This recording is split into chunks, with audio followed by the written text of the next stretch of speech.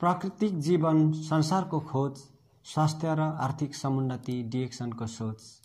स्वास्थ्य जीवन मानिसको पहिलो प्राथमिकतामा पर्दछ। आजको यो भिडियोमा चाहिँ डिएक्सनमा कसरी हामीले आबद्ध हुने र फारम कसरी भर्ने भन्ने विषयमा आज म भिडियो बनाइरहेको छु र म हजुरहरूलाई भिडियोमा नै म देखाउने छु कि फारम कसरी हामीले भर्ने। म त्यो चाहिँ लेखेर नै आफूले गरेरै म देखाउने छु र अब किनभने डिएक्सनमा हामीलाई आबद्ध हुँदाखेरि हामीलाई के फाइदा छ त भन्ने विषयमा चाहिँ आज अलिक थोरै म बताइदिने छु। डिएक्सनमा हजुर आबद्ध हुनुभयो भने डिएक्सन कम्पनीले दिने 9वटा बेनिफिट हजुरले पाउनुहुनेछ अथवा फाइदा पाउनुहुनेछ। डिएक्सनमा हामीले जोइन भएर काम गर्दाखेरि यसबाट हामीलाई धेरै नै हामीलाई अब यसबाट चाहिँ हामीले पाउने ती बेनिफिटबाट हामी वञ्चित हुनुपर्ने हुन्छ र जोइन भएपछि हामीले 9वटा बेनिफिट हामीले पाउन सकिन्छ डिएक्सनबाट।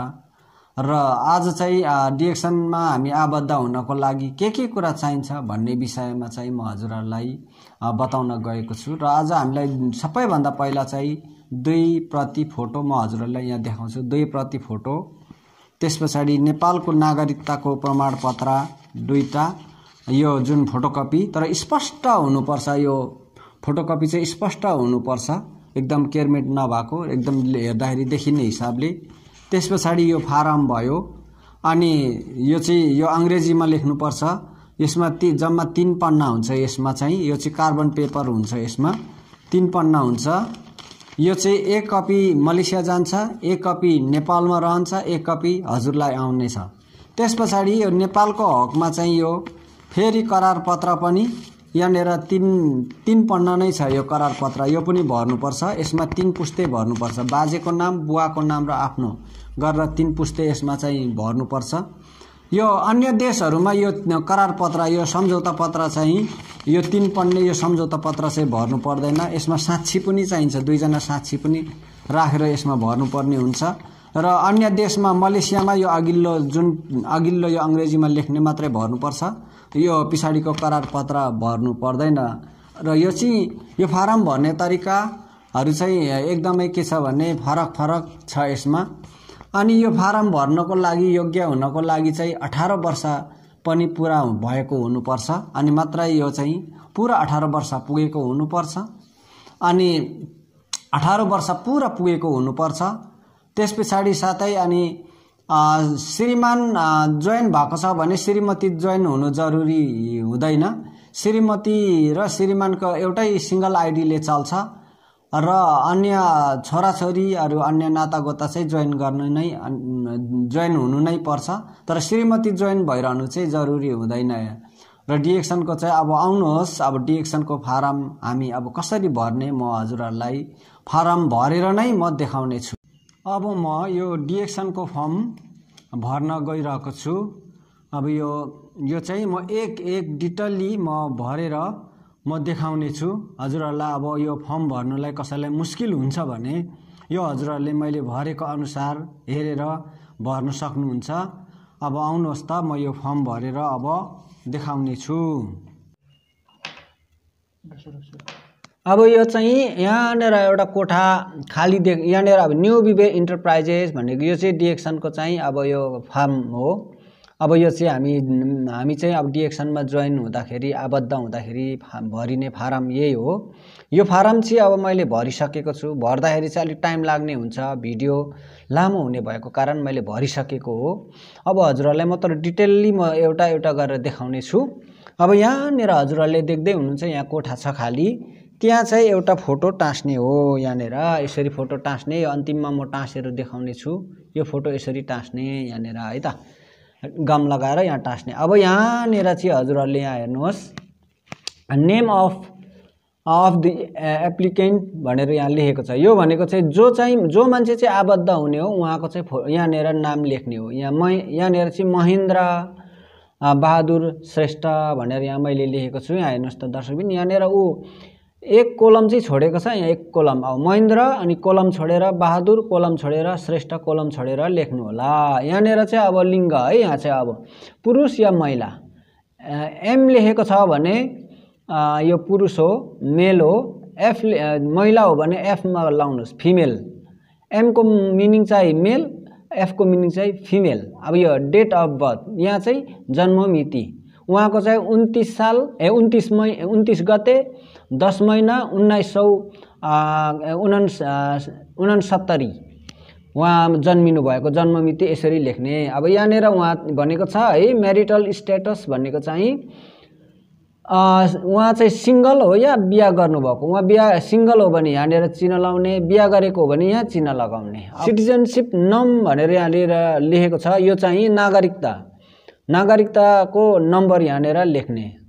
अहिले चाहिँ नेपालमा चाहिँ अहिले नयाँ एउटा आएको छ परिचय पत्र, नागरिकता छ भने नागरिकताको नम्बर नै लेख्ने, परिचय पत्र छ भने परिचय पत्रकै नम्बर यहाँ भर्नु सकिन्छ।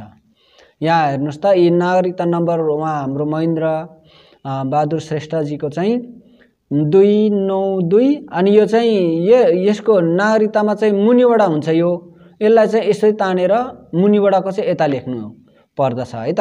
यो 2658 भनेर यसरी यहाँ नागरिकता नम्बर भनेर यहाँ नेसनालिटी भनेको चाहिँ कुन देशको नागरिक हो भनेर यहाँ भनेको, यहाँ चाहिँ नेपाली भनेर NEPALI नेपाली भनेर मैले लेखेको छु।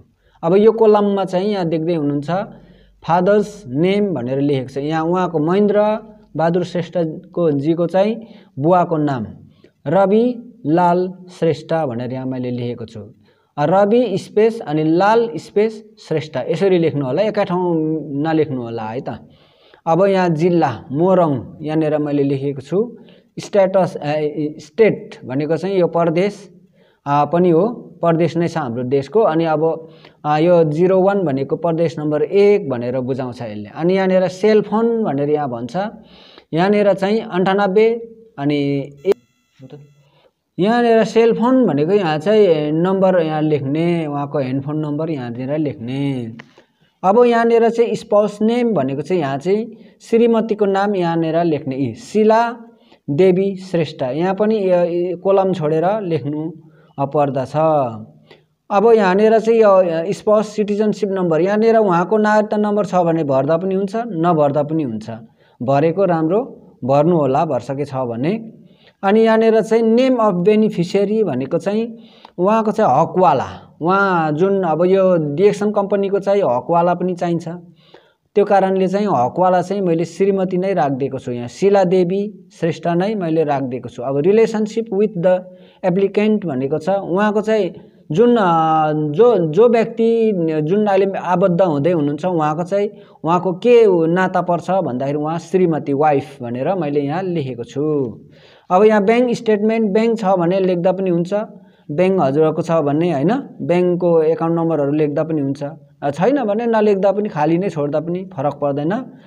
अनि इन्ट्रोड्युसर डिटेल्स भनेर भन्छ, इन्ट्रोड्युसर कोड नम्बर भनेको यो चाहिँ जो व्यक्तिको मुनि हजुर आबद्ध हुनुहुन्छ उही व्यक्तिको चाहिँ यो कोड नम्बर हो। यहाँनिर चाहिँ 1922267488 यहाँ चाहिँ हिलसाङ तामाङको चाहिँ इन्ट्रोड्युसर नेम, यहाँ चाहिँ कोड नम्बर उहाँको डिएक्सन कम्पनीले एउटा कोड नम्बर दिएको हुन्छ 1 2 3 4 5 6 7 8 9 डिजिटको हो यो कोड नम्बर चाहिँ यहाँनिर यो चाहिँ अफलाइनको भनेर यो चाहिँ उहाँबाट चाहिँ उहाँले इन्ट्रोड्युस गराएको अथवा उहाँको हजुरको चाहिँ अफलाइनको नम्बर चाहिँ यहाँनिर लेख्नुपर्छ। ह्यान्डफोन नम्बर होइन, डिएक्सनले एउटा कोड नम्बर यहाँनिर चाहिँ डिस्ट्रिब्युटर कोड नम्बर दिन्छ हो, त्यही डिस्ट्रिब्युटर कोड नम्बर यहाँ लेख्ने। यहाँनिर हिलसाङ तामाङको नम्बर यहाँनिर चाहिँ डिस्ट्रिब्युटर कोड यहाँ लेखिएको छ। अनि एप्लिकेन्ट सिग्नेचर जो व्यक्ति महेन्द्र बहादुर श्रेष्ठको चाहिँ साइन यहाँनिर लेख्ने। अनि यो जुन उहाँ अप्लाइन हुनुहुन्छ उहाँको इन्ट्रोड्युसरको सिग्नेचर यहाँनिर लेख्नुपर्छ। अब अन्तिममा चाहिँ अब यहाँ चाहिँ अब फोटो हामीले यहाँनिर फोटो यसरी यहाँनिर टाल्ने यहाँनिर है त, यो फोटो खिचाउने त फोटो यसरी यहाँनिर टाल्ने सम्झौता पत्र हो। यहाँ चाहिँ मैले भरिसकेको छु किनभने यो समय लाग्छ, यो 3 पन्ना हुन्छ, यो भर्दाखेरि यो भिडियो लामो हुने भएको कारण मैले एकदमै छिटो गर्नको लागि चाहिँ गरेको छु। यहाँनिर अब यो पहिला चाहिँ यहाँ 3 पुस्ते खुलाउनु पर्छ, यहाँ भनेको छ कुलबहादुर श्रेष्ठको नाति भनेर यहाँ छ। महेन्द्रजी कुलबहादुर श्रेष्ठको उहाँको बाजेको नाम कुलबहादुर श्रेष्ठ हो। यो नातिनी यो बुहारी काटिदिने। अनि यो रविलाल श्रेष्ठ उहाँको बुवा महेन्द्रजीको बुवाको नामको यी छोरालाई यहाँ राख्ने, छोरी र बुहारी काटिदिने। अनि जिल्ला चाहिँ मोरङ, अनि यहाँनिर जिल्ला छ मोरङ जिल्ला सुन्दर हराइचा नगर पालिका भनेर चाहिँ यहाँ राख्ने। वार्ड नम्बर 6 बस्ने वर्षा 55 को महेन्द्रबहादुर श्रेष्ठ भनेर यहाँनिर भर्ने। अब त एकैचोटि तल आउनुहोस्। हालको बसोबासको पूर्ण ठेगाना भन्छ। सुन्दर हराइचा नगरपालिका वार्ड नम्बर 6 मोरङ चाहिँ जिल्ला भयो, अनि कोशी अञ्चल। अनि उहाँको सम्पर्क नम्बर चाहिँ यहाँ छ, हेडफोन नम्बर यहाँ लेख्नुपर्छ। अब यो एक पन्ना भयो। अब यो पनि सकियो। अब फेरि सेम त्यही यहाँनिर पनि कुलबहादुर श्रेष्ठ अनि को नाति रविलाल श्रेष्ठको छोरा, यो छोरी र बुहारी काटिदिने। मोरङ जिल्ला सुन्दर हराइचा नगरपालिका वार्ड नम्बर 6 भनेर बस्ने वर्षा 55 का महेन्द्रबहादुर श्रेष्ठ भनेर यहाँ लेख्ने। यहाँ हालको बसोबास ठेगाना सुन्दर हराइचा नगरपालिका वार्ड नम्बर 6 मोरङ कोशी भनेर। अनि हेडफोन नम्बर। यो दोस्रो करार पत्र भयो। अझै एउटा छ यहाँनिर करार पत्र, 3टा हुन्छ यो करार पत्र। हेर्नुहोस् यहाँ फेरि कुलबहादुर श्रेष्ठ रविलालको श्रेष्ठका छोरा, कुलबहादुरको नाति रविलाल श्रेष्ठको छोरा, मोरङ जिल्ला सुन्दर हराइचा नगरपालिका भनेर नगरपालिका अनि बस्ने वर्षा 55 का महेन्द्रबहादुर श्रेष्ठ भनेर यहाँनिर लेख्ने। त्यस पछाडि यहाँ हालको बसोबासको ठेगाना यो लेख्ने। अहिले बसोबास गरेको अस्थायी होस् अथवा अस्थायी अस्थायी दुईटै। यहाँ सुन्दर हराइचा नगरपालिका वार्ड नम्बर 6 मोरङ जिल्ला कोशी भनेर यहाँ हेडफोन नम्बर लेख्ने। अनि त्यस पछाडि यहाँ यो अघिल्लो 3 पन्ना लेखिसकियो।